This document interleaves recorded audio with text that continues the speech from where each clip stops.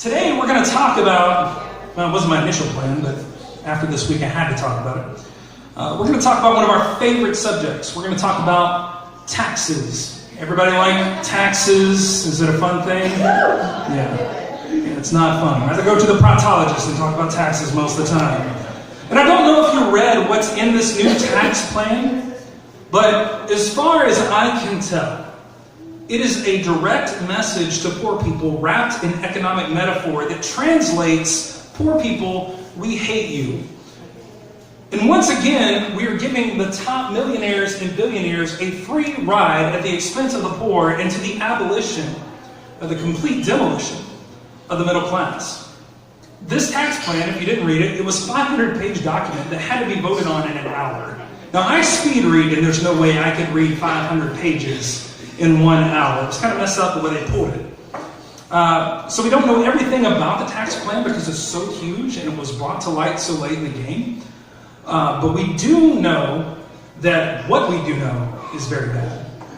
Corrupt leadership has been riddled through the pages of history, so this necessarily isn't something new to the world. Corrupt leadership, corrupt politicians, corrupt kingdoms, they've happened before and they keep happening. And as a matter of fact, they happened once in the book of 1 Kings in the Bible. And there was a corrupt leader, and his name was King Solomon. So we're going to be reading about him today. And I don't have a screen. We will be getting those soon. Until then, it'll be story time with Uncle Christopher here. I'll read it to you. Starting in verse 10, it says, "When the queen of Sheba heard of the fame of Solomon, she came to test him with hard, difficult questions. She came to Jerusalem with a very great offering, with camels bearing spices and a lot of gold and precious stones. And when she came to Solomon, she told him all that was on her mind. And Solomon answered all of her questions. There was nothing hidden from the king that he could not explain to her. When the queen of Sheba had observed all the wisdom of Solomon and the house that he had built, the food of his table, the seating of his officials, and the attendance of his servants, their clothing, his valets," it sounds like Wall Street guys right now that she was witnessing. "When she observed the burnt offerings that he offered in the house of the Lord, she was astounded." Now notice how this list of all of these items either belonged to or were built solely for Solomon's luxury. In other words, it is clear that his accomplishments have greatly been exclusively for himself. And the text continues. It says, "When it comes to Queen Sheba, there was no more spirit in her." Now, some scholars think that this actually means in ancient Hebrew, we're not quite sure, but we think it means that it saddened her, it depressed her, and she said to the king, "This is what democracy looks like." And that's not what she said. Just kidding. She said, "The report was true that I heard in my own land of your accomplishments and of your wisdom. But I did not believe the reports until I came and my own eyes had seen it.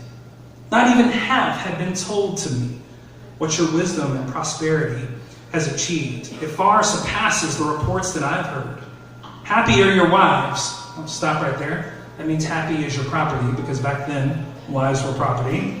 "And happy are your slaves." Again, happy is your property. Back then slaves were property. "Blessed be the Lord your God, who has delighted in you and set you on the throne of Israel. Because the Lord loved Israel forever." This is very important. "He made you king. He made you king to execute justice and righteousness." This is a story of values that are similar to American values. This is the story of an activist and activism in the face and surrounded by economic inequality. You see, Sheba isn't talking to a wealthy business owner. She is not talking to a guy that had a great career.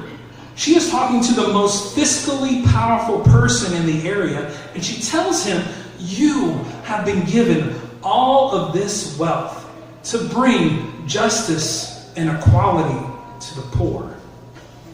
Queen Sheba is saying that you, the 1% of this time, you have been given wealth to share it with the people in need around you, Solomon.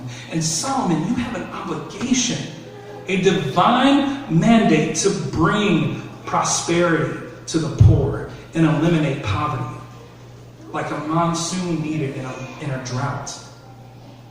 This tax plan, at best, has it backwards. And I think Sheba realized that too when she went to the leadership of her time and said, Solomon, you got it all wrong. You have been given much to share much. Hashtag Yas Queen Sheba. This was an amazing statement. You got to forgive my backwoods metaphors, y'all. I'm from Georgia, so I apologize. But the only groups of people this tax plan will benefit are the top 5% of Americans and anyone with the first name Paul and Ryan fashioned into one name. I swear this is like an erotic fantasy for this guy come true, because he's been planning it for years. But if you're not familiar with what's in the bill, I just want to break it down and share a few things. Can I do that? With what's in this bill that just passed that's going to affect all of us? Is that okay? So at first, everyone in here is going to benefit from this new tax plan in 2018. Next year, we will all, most likely everyone in this room, we will all see a $1,100 decrease in our annual taxes for 2018. So Christmas next year might be a little bit better for you. However, the following year, if you make less than $75,000 annually, then you will see a $400 increase from what you're already paying on your taxes. So it's smoke and mirrors. They're giving you a little bit of a cut for the first year just to get you happy with it. And all of the increases in this plan are put onto the backs of those that are impoverished, and all of the cuts, every one of them, are directed into the framework of trickle-down economics. Or if you're in our current administration, they call trickle-down economics the ha-ha-ha. They think we're going to share our wealth plan. Does that ring a bell? You all know about that? Trickle-down economics, it's like the last childhood bedtime fairy tale you discover was just another lie as an adult. Like you find out rabbits don't lay eggs. You find out there are no flying reindeer. You can be anything you want to be. You know, all of that stuff. Total nonsense. By the way, we got the kids in there, so we're good. So look, trickle-down economics, there is something trickling down from the wealthiest people in this country and onto the poor, but it's not better jobs. It's something else. We know that this tax plan gives the wealthiest millionaires and billionaires in this country a $200,000 annual tax cut. $200,000. This is the taxes that you would pay if you made about $5 million a year usually, and they're getting that as a bonus. $200,000 a year. And they're also cutting what's called the estate tax. Raise your hand if you've ever heard of the estate tax before. If you don't know what it is, the estate tax is what you pay if you inherit wealth. So if your great cousin that you never met before dies and left you $5 million in a bank account somewhere, you would actually have to pay 30% taxes on this wealth. That has been eliminated. That doesn't exist anymore. So with all of these cuts and many more that I don't have time to go into, the Walton family alone will now receive an additional $40 million a year in tax cuts. But wait, there's more. And we're not 100% sure as of yet, but we think this tax plan repeals what's called the Johnson Amendment. Do you know what the Johnson Amendment is? This is actually very important for churches. The Johnson Amendment was put into place a few decades ago, and it prevents churches who have what's called a 501c3 status, which makes churches and religious institutions tax exempt. It prevents them from endorsing a candidate from the pulpit. So in other words, I can talk about values, I can talk about politics to an extent, but I can't tell you who to vote for as a 501c3 organization. That may, we're not sure, but it may and most likely was just repealed, which means that churches can now endorse candidates from the pulpit on Sunday mornings. And I'm going to be real honest with y'all. I got to be real honest. When I heard this as a liberal pastor, and I'm tired of all the bigotry and nonsense and inequality in office, this is very tempting to take advantage of.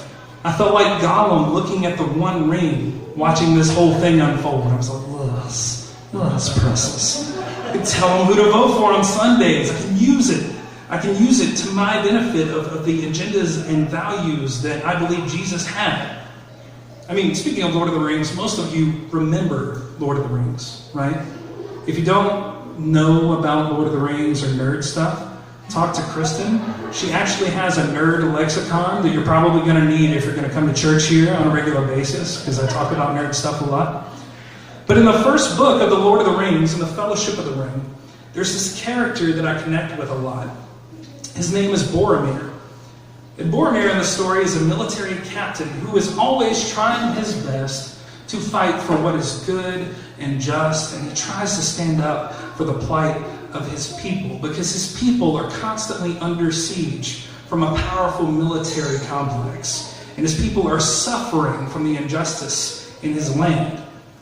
And when he sees the ring for the first time, when Boromir lays eyes on it, he looks at it and he says, "This is a gift.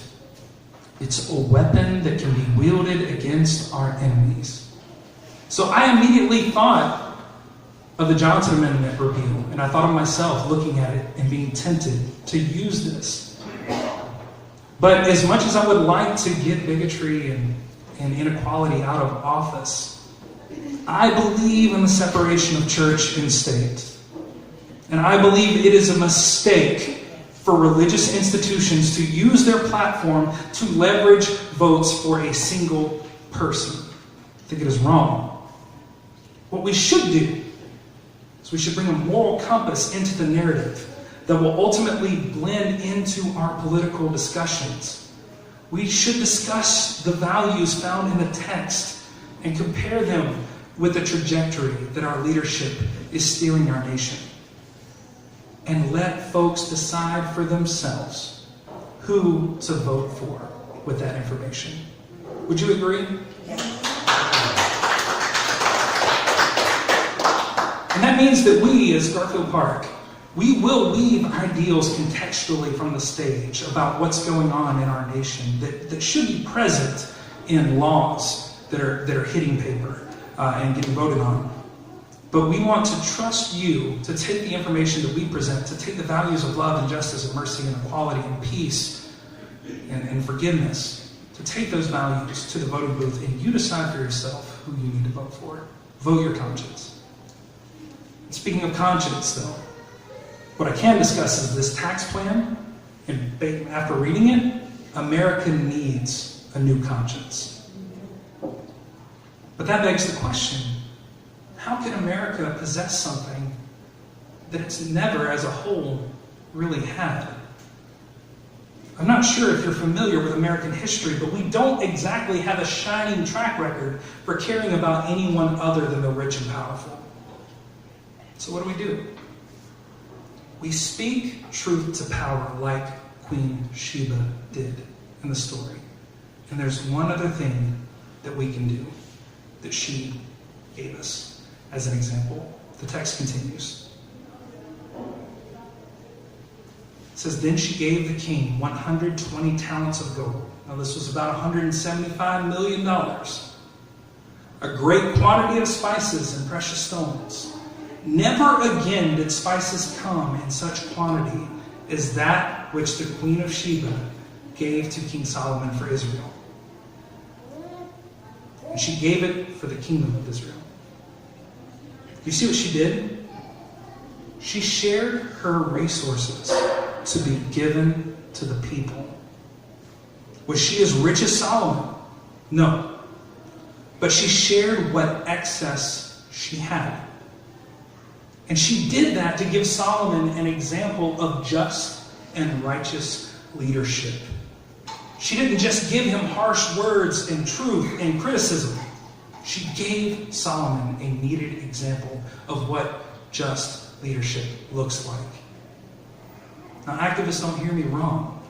We need people taking to the streets and speaking to the masses and to power. But equally, if not more important, we need a community that is willing to display the light found in a theology of charity and a theology of enough. And this is hard for us activist types, because we like to speak to power.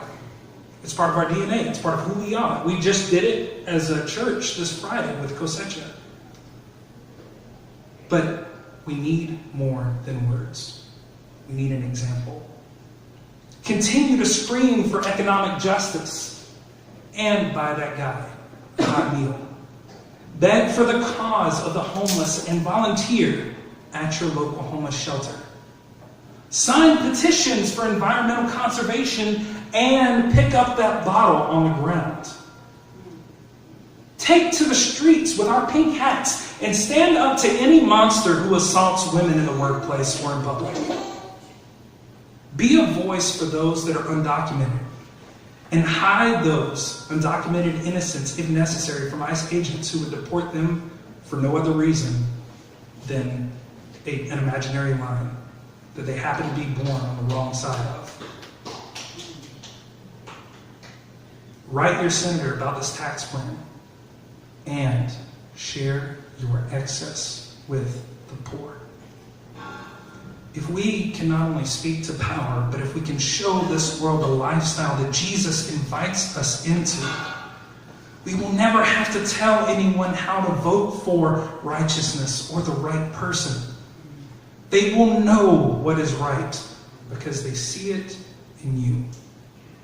They will see justice in your steps and pouring forth from your fingers. Grace and peace to you.